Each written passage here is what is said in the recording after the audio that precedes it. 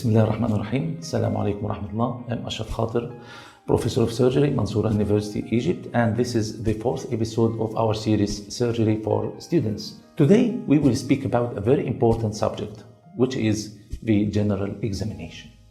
What are the goals of this general examination? Number one, to search for multiplicity of the swellings. For example, multiple neurofibromatosis. For example, multiple lipomatosis. Another example, multiple lymphadenopathy. And lymphadenopathy is characterized by multiplicity sign.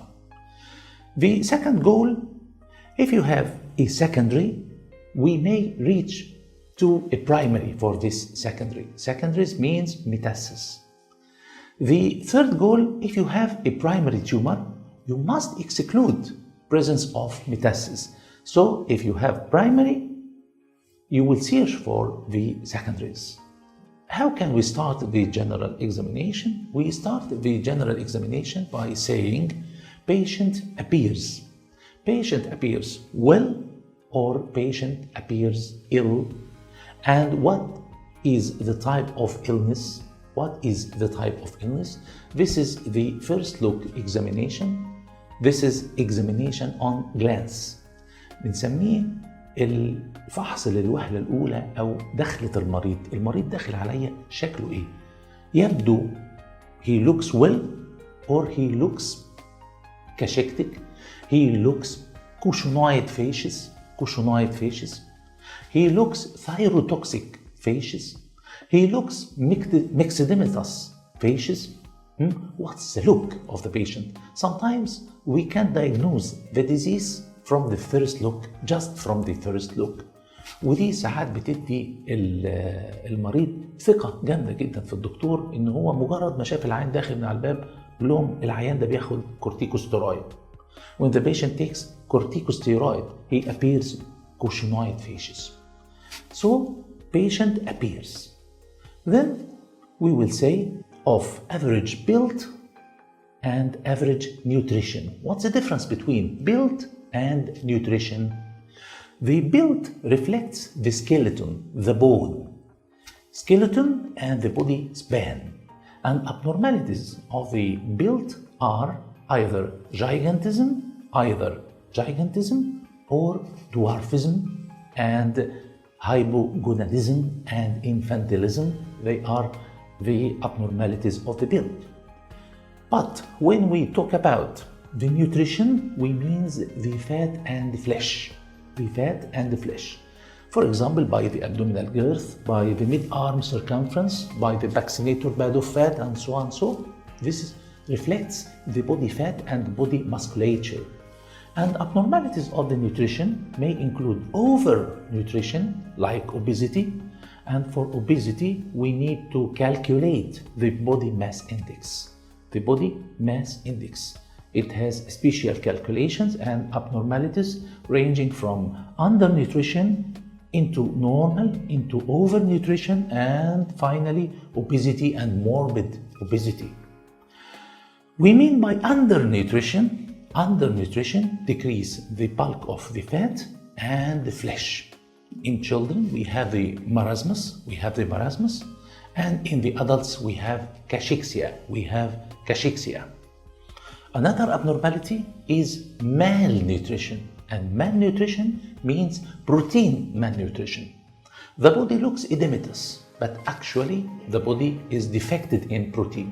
In children, like the kwashiorkor, and in the adults, we can observe this in cases of sepsis with loss of protein or protein losing enteropathy, to see generalized edema with deficient albumin. And then we will say patient is oriented to time, place, and person, of average consciousness and average intelligence, Then we will shift for special complexion, if there is any special complexion, like jaundice, like pallor, like cyanosis, for example. These are the abnormalities of complexion, and we will say after this, with no special gait, attitude, posture, or lie. Lie means position at bed. For example, we can see orthopnea. Orthopnea may reflect cardiac disorder, may reflect pulmonary disorder, may reflect retrosternal goiter extension pressing on the trachea or other respiratory elements. And then we will comment on the vital signs. When we speak about the vital signs, they are vital. As they are vital in internal medicine, they are vital for the surgeon. And sometimes there is a fatal mistake in the exam and a fatal mistake for the surgeon to forget measuring the pulse. To forget measuring the pulse in a case of thyroid, this is a fatal mistake, may end the exam. Forgetting measuring the pulse in a case of thyroid disorder or in a case of shock may miss the problem, may miss the lesion. The importance of the pulse measurement in a case of thyroid, of course, to diagnose thyrotoxicosis, to diagnose the severity of the thyrotoxicosis, either mild, severe, moderate or severe thyrotoxicosis.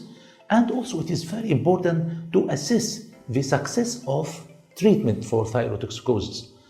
We can say the thyrotoxicosis now is controlled.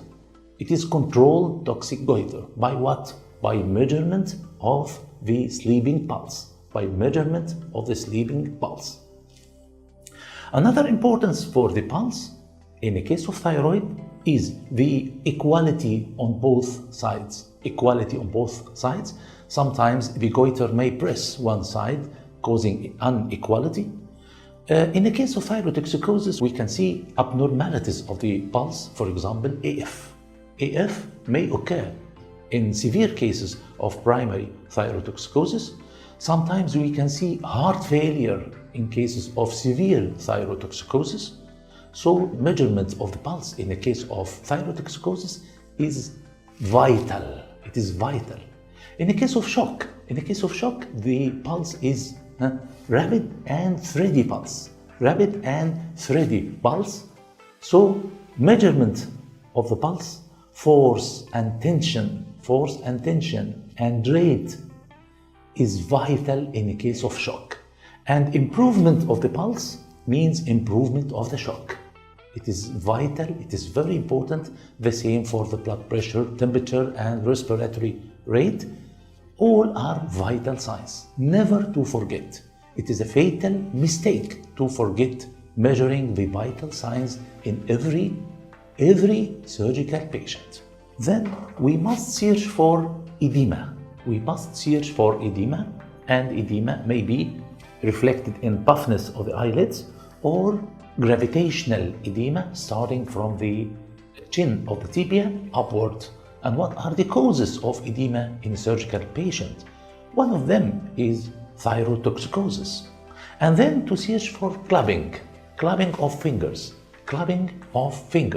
And clubbing of fingers in the surgical patient has many causes, and this is a list for the causes of clubbing in the surgical patient. Then we must search for all groups of lymph nodes all over the body. For presence of lymphadenopathy. And a significant lymph node is larger than 1 centimeter, painless and hard lymph node. It is significant lymph node. Significant means suspicious for being malignant, either primary malignancy like lymphoma or secondary spread from a cancer anywhere. And lastly, we must examine the whole body from the head to heel. Starting by the face, by the oral cavity, by the tongue examination, by the neck, by the chest, by the heart, by the abdomen, by the limbs, and so on, so from head to heel. These are the stigmata of general examination. To summarize, patient appears well or appears, for example, toxic, mixed edematous and so, of average build and nutrition, oriented to time, place and person with average consciousness and intelligence, has no special complexion, no special gait, attitude, posture, or lie. About the vital signs, measurement of the vital signs must be written. There is no edema, there is no clubbing, there is no lymphadenopathy anywhere, and systematic examination must be written. By this we finalize the general examination, which is a very important item in the examination. Thank you, and wishing you best of luck and much of luck. Thank you. Assalamu alaikum wa rahmatullah.